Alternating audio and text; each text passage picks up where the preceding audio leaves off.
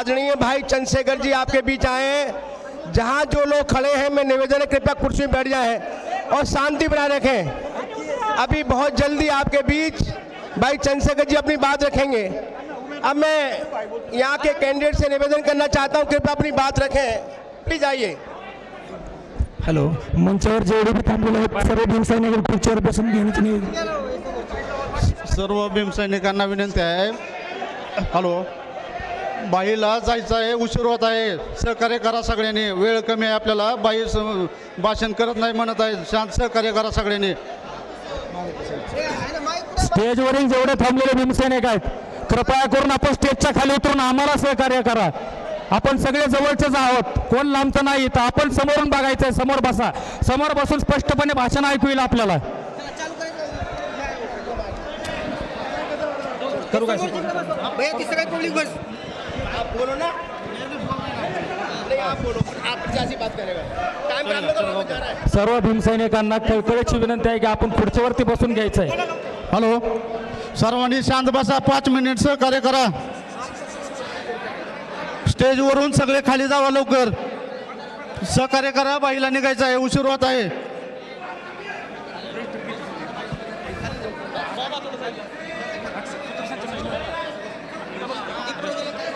खुर्च्या रिकाम्या आहेत, खाली बसून घ्या। स्टेजवरचे सगळे ह्या साईडच्या खुर्च्याला बसून घ्या, पटशे उशीर होत आहे, लवकर। हॅलो, सर्वांना विनंती आहे, पाठीमागं खुर्च्या रिकाम्या आहेत, बसून घ्या।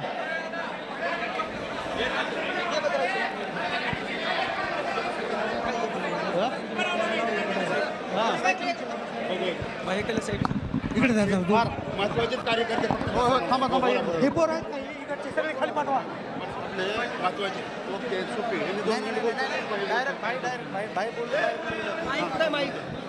तुमचं झालं का? सर्वांना सूचित करण्यात येते की तुम्ही सर्वांनी कार्यकर्त्यांनी खाली बसा।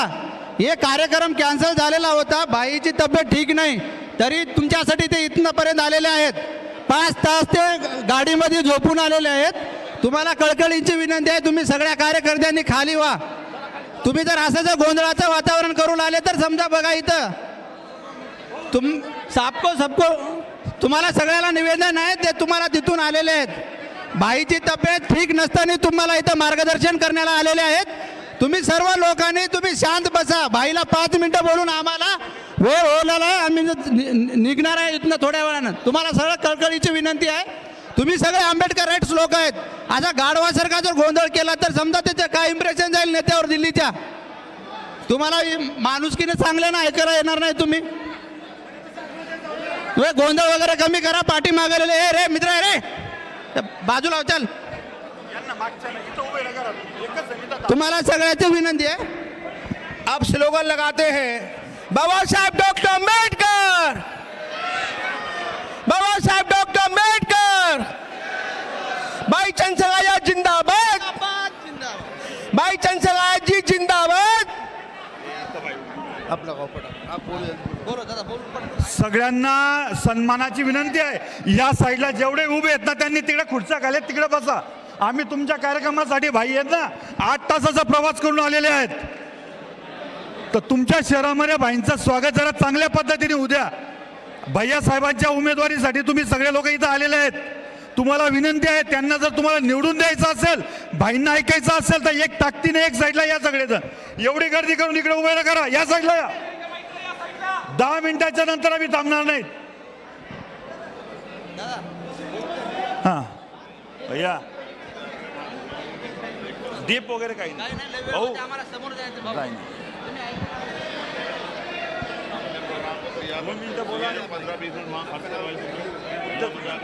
भाई येणारच नव्हते पण आलेले आहेत। तुमच्यावर 2 मिनिटं मत मांडा, या काही टेन्शन नाही, या मत मांडा भाऊ।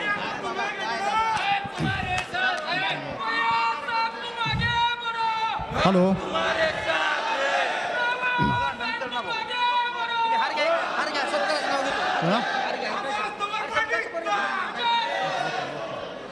हॅलो, वेळ कमी असल्यामुळं ना उशीर झालेला आहे, त्याच्यामुळं लवकर कार्यक्रम उरपणार आहेत। तर हे पूर्ण तुळजापूर तालुक्यातून आलेल्या सर्व मतदाराचे मी मनापासून आभार मानतो। जय भीम सर्वांना। तर बाई आपल्याला मार्गदर्शन करतील. बाई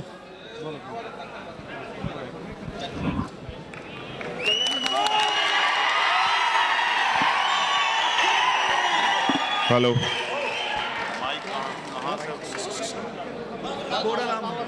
लोग बैठ जाओ चलो बैठ जाओ.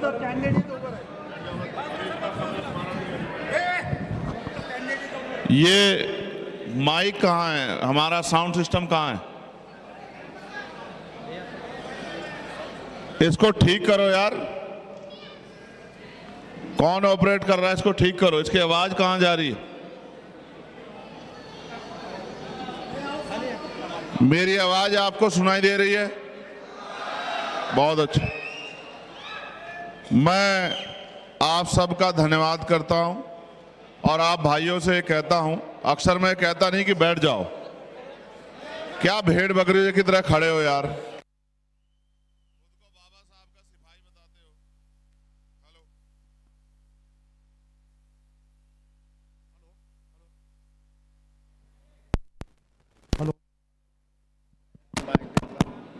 Hello hello.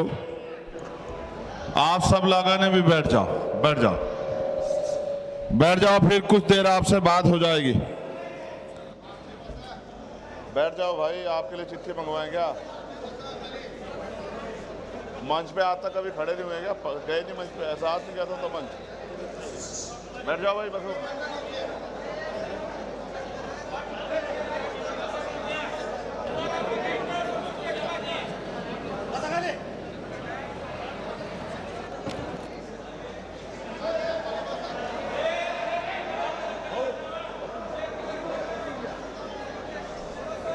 बैठ जाओ. जय भीम. हेलो. अरे भैया इसे ठीक कर यार.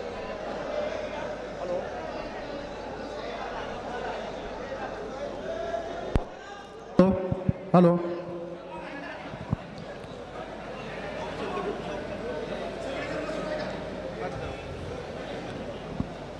प्यारे साथियों, बाबा साहब अंबेडकर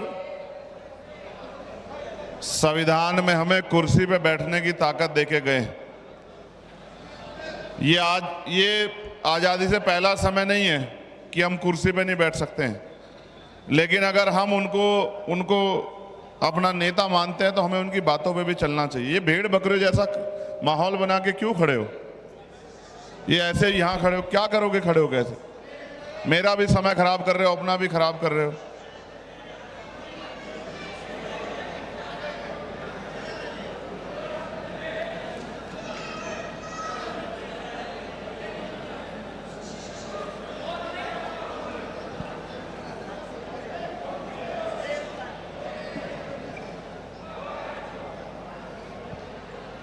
जय भीम.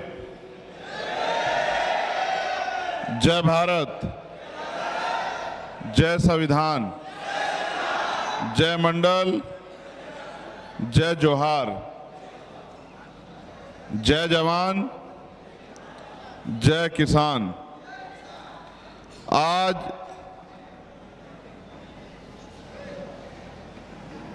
तुलजापुर विधानसभा में भाई प्रहलाद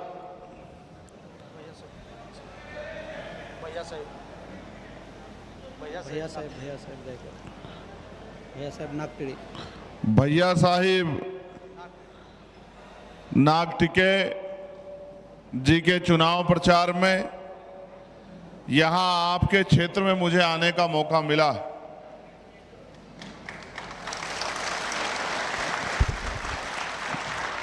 ये सच है कि ये आपका प्यार और यहाँ पे हमारे साथियों की मेहनत ही थी जिसकी वजह से मैं यहाँ आया.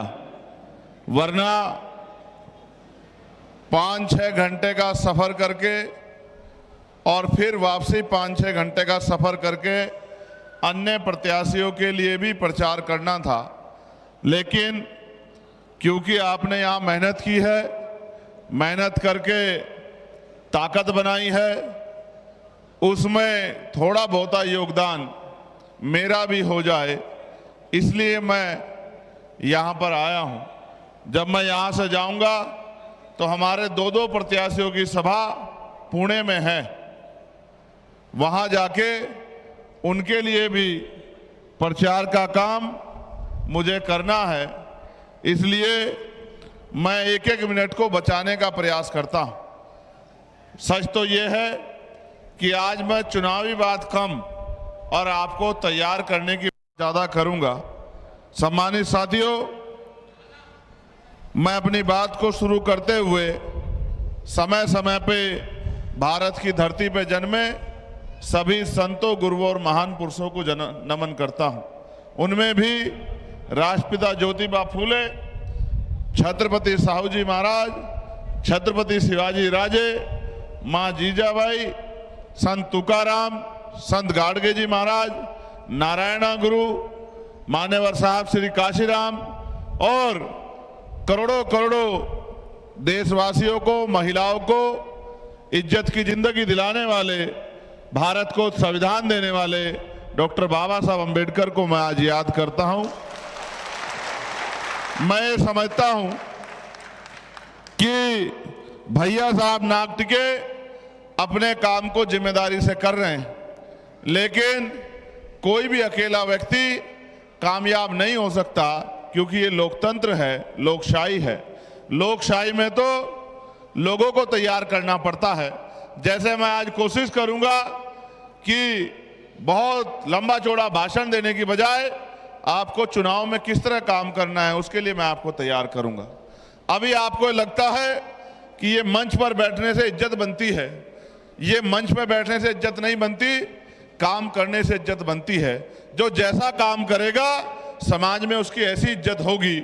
अगर मंच पे बैठने से इज्जत होती तो जो सामने लोग बैठे हैं ये भी इज्जतदार लोग हैं, इनका भी सम्मान है। तो ऐसा नहीं है कि इधर वालों की इज्जत है, इधर वालों की नहीं है। मंच पे उन लोगों को बिठाया जाता है जिनसे उम्मीद की जाती है कि वो तैयार लोग हैं और वो लोगों को तैयार कर सकते हैं। लेकिन आप देखो जिस तरह मंच का माहौल है और जिस तरह मंच पे हमारे साथी अनुभवीहीन होने का प्रयास दिखावा कर रहे हैं, उससे ये पता लगता है कि अभी लड़ाई बहुत दूर है। आप ये महसूस कीजिए, जब हमें कुर्सी पे बैठने का अधिकार नहीं था तब हम कुर्सी पे बैठने के लिए संघर्ष करते थे। आज हमें कुर्सी मिलने के बावजूद हम लोग कुर्सी पे नहीं बैठ पा रहे हैं। ये हमारे लिए चिंता का सवाल है। मैं ये समझता हूँ कि महाराष्ट्र में ऐसा क्या है कि हमारे लोग राजकाज में नहीं आ रहे हैं। आज मुझे एहसास होता है कि यहाँ ट्रेनिंग कार्यक्रम कमजोर है। अगर ट्रेनिंग कार्यक्रम अच्छा होता तो आज हमारे लोग यहाँ राजकाज में होते, सरकारों में होते और प्रदेश बाबा साहब अम्बेडकर की विचारधारा पे चल रहा होता। लेकिन क्योंकि हमारे लोग उस तरह से तैयार नहीं है, इसका खामियाजा हम लोगों को भुगतना पड़ रहा है। आप क्या समझते हैं, राजनीति बच्चों का खेल है? नहीं, राजनीति ज्ञान के दम पे होती है, राजनीति विचार की शक्ति के दम पे होती है, राजनीति व्यवहार से होती है, राजनीति उद्देश्य के प्रति होती है, राजनीति लक्ष्य के साथ होती है। जब हम पे लक्ष्य नहीं है, हम पे उद्देश्य नहीं है, हम पे विचार नहीं है, हमारे अंदर अनुशासन नहीं है, तो फिर हम पे शासन कैसे आ जाएगा? हमें शासन करने के लिए पहले हमें शासन पाने के लिए पहले शासन करने के लिए तैयार होना पड़ेगा। मैं अपने छोटे भाई भैया साहब नागटिके की जो यहाँ से उम्मीदवार है उनकी हिम्मत की दाद देता हूँ कि उन्होंने बहुत मेहनत की है और मेरी ये इच्छा थी कि मैं ज़्यादा समय यहाँ रहूँ, लेकिन क्योंकि अगर आप लोग सड़क पे ना खड़े होके यहीं तैयार मिलते और जिस तरह से अभी मैं अपनी बात रख रहा हूँ बिल्कुल माहौल अच्छा होता, मैं एकदम आता अपनी बात रखता तो 40-50 मिनट आपको समझाने का काम करता। लेकिन क्योंकि आप उधर चले गए तो हमारी 20-25 मिनट तो बैठने बिठाने में खर्च हो गई। हम ये नहीं समझे कि भाई हमें और भी अपने कामों को पूरा करना है, तो इस वजह से हमारा कार्यक्रम लेट से शुरू हुआ। मैं बस आपसे कहना चाहता हूँ, आप चाहते हो कि भैया साहब यहाँ से जीतें? कितने लोग चाहते हो? जरा हाथ खड़ा करो। ऐसे गीदड़ों की तरह, बिल्लियों की तरह इस तरह के नारे लगा के कोई जीतता देखा है क्या आपने? है? कभी आपने किसी जंग में भेड़ बकरियां जीतती देखी है क्या? जंग के मैदान में योद्धा उतारे जाते हैं और एक से एक कौशल योद्धा उतरते हैं और वो कौशल योद्धा जीत तय करता है। भेड़ बकरियां कभी नहीं जीतती है। तो मेरा ये मानना है, अगर आप चाहते हैं तो अगली 10 मिनट मेरी बात पे गौर कर लेना। मैं आपको गारंटी देता हूं कि आप चुनाव जीत जाओगे। और अगर जो बात मैं आपसे कह के जाऊंगा आपने उस पर अमल कर लिया तो फिर मैं गारंटी देता हूं कि जितना दम अंबेडकरवादियों में है, जितना दम नीले पटके वालों में है, जितनी समर्पण बाबा साहब अंबेडकर के बच्चों में है, इतना किसी और में नहीं है। अब आपको करना यह है, अभी तक आपने खूब प्रचार प्रसार किया, नारे लगाए, लेकिन सिर्फ नारे और प्रचार से काम नहीं चलता। अब तो सबको पता लग गया कौन कौन लड़ रहा है। अब आपको किसी को भी अपने आप को आम आदमी नहीं समझना, आपको सबको अपने आप को भैया साहब समझना है। आपको ये समझना है कि चुनाव ये नहीं लड़ रहे हैं, चुनाव हम लड़ रहे हैं। और जब हम चुनाव लड़ रहे हैं तो चुनाव कैसे जीतना है। आज जब आप यहां से जाओगे तो आपको मन में संकल्प करना है कि आने वाले 16 तारीख में, 17 तारीख में, 18 तारीख में, 19 तारीख में 4 दिन मैं कम से कम 50 लोगों को तैयार करूंगा कि वो भैया साहब को वोट देने का काम करे, केतली का बटन दबाएं। उसके लिए आपको 10-12 घंटे काम करने की जरूरत नहीं है। अगर आप ईमानदार से 2 घंटे काम भी कर लोगे, मैं ये भी जानता हूं कि हमारे लोगों को अपने घर चलाने के लिए मेहनत मजदूरी भी करनी पड़ती है, अपने छोटे छोटे कारोबार भी करने पड़ते हैं। ये सत्य नहीं है कि दूसरे पैसे वालों की तरह हम लोग 24 घंटे राजनीति कर सकते हैं, लेकिन नहीं, अगर हम 2 घंटे भी ईमानदारी से काम करें और अपनी गली में निकल के अपने बूथ पे जितने लोग आते हैं, एक बूथ पे 800-900 लोग आते हैं, हम अपने एक एक बूथ पे जाके घर घर जाके इस तरह से ये जो पर्चा है, ये पर्चा ले जाके और हर घर में जाके कहें कि आपने अब तक जिसको मौका दिया उसने वोट ली और चुनाव के बाद कभी आपको देखने को नहीं मिला। और तो और सुनो, ये तो धन्यवाद दो बाबा साहब अंबेडकर को कि उन्होंने हमें वोट की शक्ति दी है। अगर हम पे वोट की ताकत नहीं होती, आज भी इस देश में छुआछूत है, भेदभाव है, आपकी गलियों में कोई पैर रखने नहीं आता। आज भी धर्म के नाम पे हिंसा होती है, दाढ़ी रखने पे, टोपी पहनने पे, और तो और भोजन के नाम पे भी मुस्लिम भाइयों को मारा जाता है। और तो और तमाम तरह के जुल्म जो है किसानों पे, आदिवासियों पे, दलितों पे किए जाते हैं। इसलिए मैं आपसे कह रहा हूं, ये वोट की ताकत है जिसकी वजह से लंबे लंबे कुर्ते वाले, बड़े बड़े घरों वाले, बड़ी बड़ी गाड़ियों वाले, रोज हेलीकॉप्टर में घूमने वाले आपकी बस्तियों में आते हैं, आपके आगे हाथ जोड़ते हैं, आपके पैर छूते हैं, आपके गले मिलते हैं, आपके बीच में बैठ के खाना खाते हैं और आपको ये कहते हैं कि आप हमारे भाई हो, हमें ताकत दे दो। आप मुझे बताओ, बाबा साहब ने वोट का अधिकार किसी दूसरे को ताकत देने के लिए दिया था या अपने आप को ताकतवर बनाने के लिए दिया था? बताओ, किस बात के लिए बाबा साहब ने वोट का अधिकार दिया? बाबा साहब ने वोट का अधिकार इसलिए दिया कि लोकतंत्र से पहले राजतंत्र में राजा महाराजा राज करते थे। राजा जी की रानी की पेट से जो जन्म लेता था उसके माथे पे लिखा होता था कि ये योग्य हो या ना हो, पढ़ा लिखा हो ना हो, ये राज करेगा। लेकिन बाबा साहब ने पलट कर रख दिया। बाबा साहब ने कहा राज वो करेगा जिसको आप उंगली की ताकत से जिताकर भेजोगे। आज आपकी उंगली में वो ताकत है कि जिसे चाहे कुर्सी पे बिठा दो और जिसे चाहे उठा के कुर्सी से पटक दो। जो अपने आप को ताकतवर समझ रहे हैं उनको धूल चटा दो और अपने बीच के भैया साहब को चुनाव जिता के आमदार बना दो। प्यारे साथियों, तो आपको करना यह है, आपको इस पर्चे को लेके घर घर जाना है और लोगों को ये बताना है कि अगर आपको अपने बच्चों का, अपने क्षेत्र का भविष्य उज्जवल बनाना है, अच्छी सड़कें बनानी है, बिजली पानी आसानी से मिल जाए ये व्यवस्था करनी है, अच्छे स्कूल बनाने हैं, अच्छे कॉलेज बनाने हैं, अच्छी यूनिवर्सिटियां बनानी है, अच्छे हॉस्पिटल बनाने हैं, उनमें इलाज की व्यवस्था करानी है, अच्छी सड़कें बनानी है, रोजगार के साधन लगाने हैं और ये जो जुल्म होता है जुल्म को रोकना है। तो आप हमारा साथ दीजिए, आप हमें एक मौका दीजिए। वो पूछेंगे आप कैसे कर दोगे, तो आप कहना कि 20 तारीख को आप केतली का बटन अपने परिवार के सही दबा देना और बाकी जिम्मेदारी भाई भैया साहब और हमारे दूसरे भाई चंद्रशेखर आजाद पे छोड़ देना। अगर आपने ये कर लिया और अपने बूथ को तैयार कर लिया, बूथ पे ताकत लगा दी, बूथ को मजबूत कर दिया और बूथ को जिता दिया, तो मैं आपको गारंटी से कहता हूं कि जो बूथ जीतेगा वही चुनाव जीतेगा। देखो, ये आपको महिला सम्मान के नाम पे 2000 रुपए दे सकते हैं, ये आपको किसान सम्मान के नाम पे 1500 रुपए दे सकते हैं, ये आपको टैक्स में छूट के नाम पे टोल टैक्स को चुनाव के समय फ्री कर सकते हैं। लेकिन अगर आप इनसे कहो, जो बाबा साहब हमें रास्ता दिखा के गए कि शिक्षा शेरनी का वो दूध है जो पिएगा उसको दहाड़ेगा, कहानी कहा बाबा साहब ने? क्यों भाई कामले, कहानी कहा? बाबा साहब ने कहा शिक्षा शेरनी का वो दूध है जो पिएगा वो दहाड़ेगा। और आप ये देखो इन्होंने क्या किया, गरीबों के लिए सरकारी स्कूल और अमीरों के लिए प्राइवेट स्कूल, और सरकारी स्कूल में ना के बराबर शिक्षा और प्राइवेट स्कूल में अच्छी शिक्षा। गरीब को अगर अच्छी शिक्षा चाहिए तो प्राइवेट स्कूल में जाओ, प्राइवेट स्कूल में जाएंगे तो जेब ढीली होगी।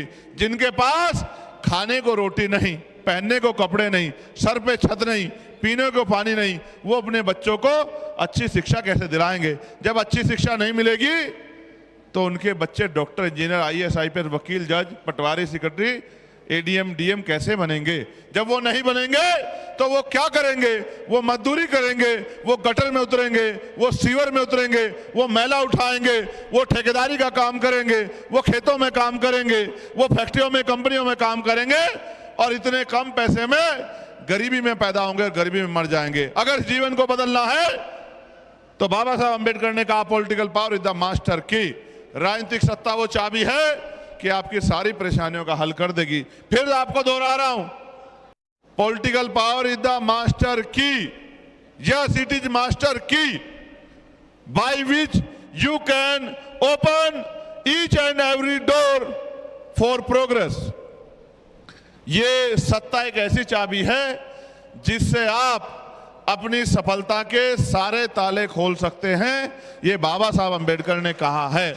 आप ये सोचो हम कितने बुद्धू हैं कि बाबा साहब हमें पॉलिटिकल पावर लेने की बात करते हैं और हम घंटा बजाने की बात करते हैं। हमसे मूर्ख कौन होगा जिन्होंने अपने बाबा साहब के 4-4 बच्चों की कुर्बानी को भी नहीं समझा, उनके आंदोलन को भी नहीं समझा, उनके विचार को भी नहीं समझा और बस फूल चढ़ाते हैं, माला चढ़ाते हैं, अगरबत्ती लगाते हैं, दिया जलाते हैं। अगर दिया जलाने से, फूल चढ़ाने से बाबा साहब के विचार मन में आते तो मैं समझता हूं जिनके घर के बाहर स्टैचू लगी है, पुतला लगा है बाबा साहब का, वो तो PhD हो जाते, वो तो डॉक्टर, इंजीनियर, IAS, IPS हो जाते। पढ़ना है तो स्कूल जाना पड़ेगा और अगर इलाज कराना तो हॉस्पिटल जाना पड़ेगा। इसलिए मैं आपसे कहना चाहता हूं, अगर अपनी समस्या खत्म करनी है तो चाहे आज बनाओ या 10 साल बाद बनाओ, पावर तो आपको बनानी पड़ेगी।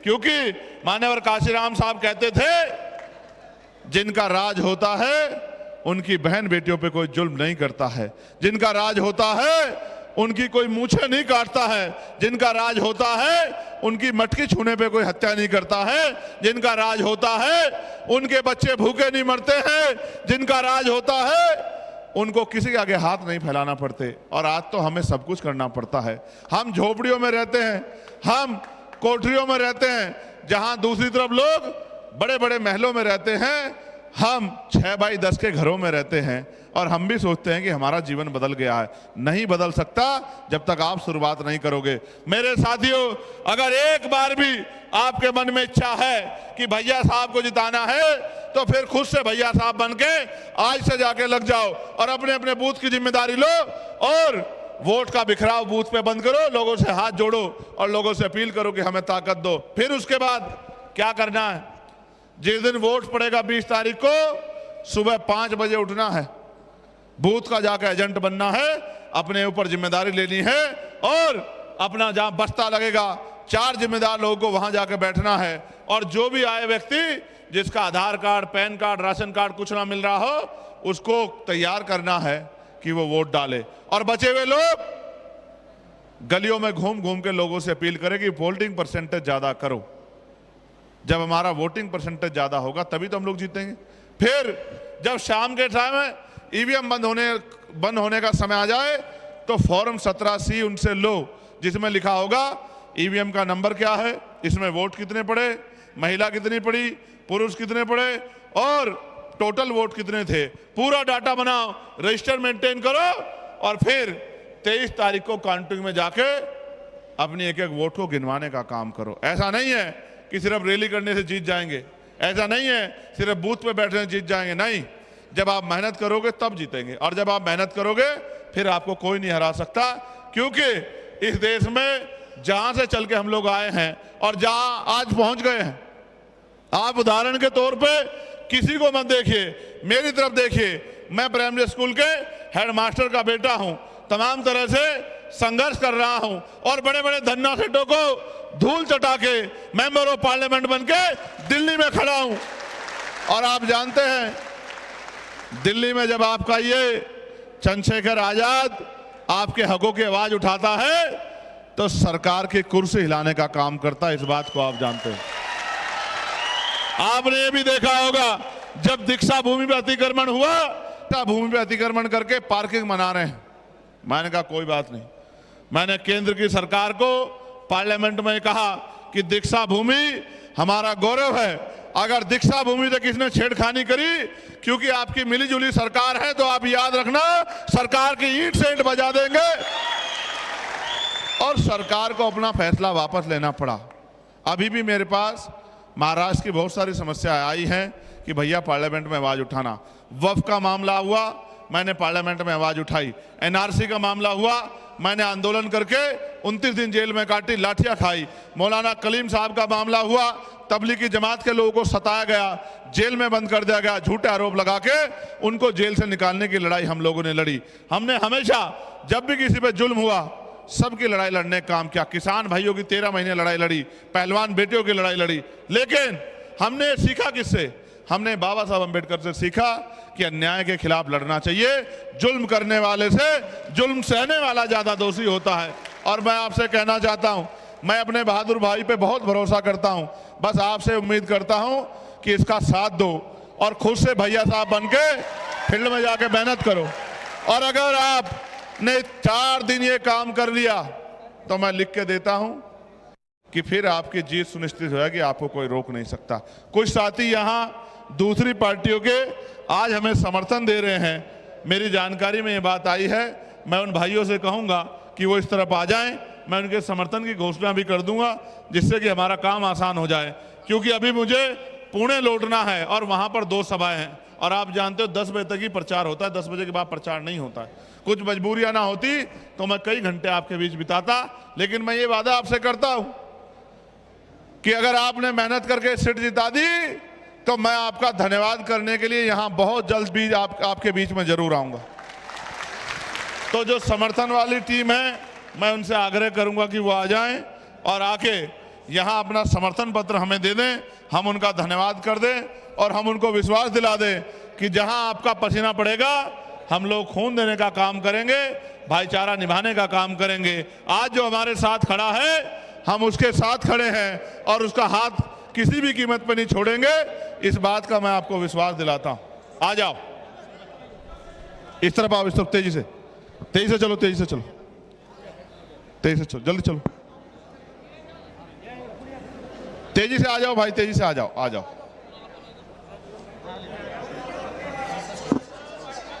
इस तरफ आओ बेटा, इस तरफ आप लोग पीछे हो जाओ, इनको पीछे करा।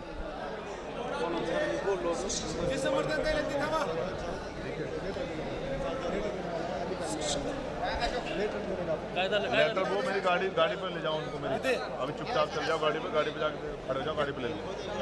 ठीक, कोई लेटर है हमारा? लेटर नहीं भाई, उनको तो रखो, उनको रखो, जिसके नाम पे समर्थन दे रहे हैं उनको तो पार्टी शहर जिला उस्मानाबाद से दे रहे हैं भाई साहब। पीछे हो जाओ, चलो, क्या कह रहे हो आप बताओ। आपने समर्थन किया ना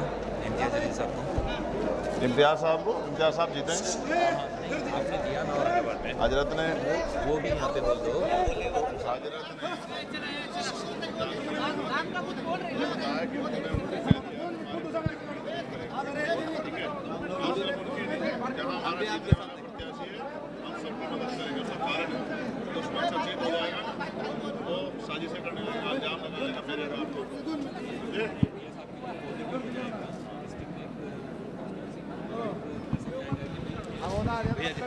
हेलो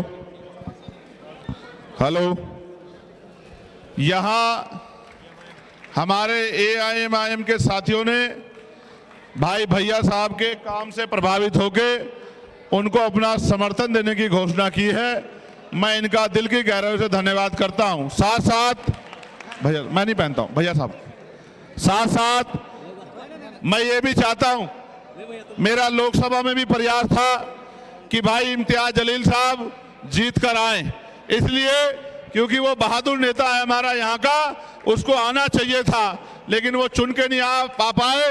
इस बार हमारा प्रयास रहेगा कि वो चुन के असेंबली में आए और गरीबों के कमजोरों की आवाज उठाने का काम करे। इस तरह का प्रयास हम लोग मिलजुल के कर रहे हैं और मैं आपकी पूरी टीम का धन्यवाद करता हूं और मैं आपसे वादा करता हूं कि हमें मिलजुल के आगे बढ़ के इस लड़ाई को जीतना है और इन जालिमों को सबक सिखाना है जो हमारे लोगों को सताने का काम करें। बहुत बहुत धन्यवाद। जय भीम, जय भारत।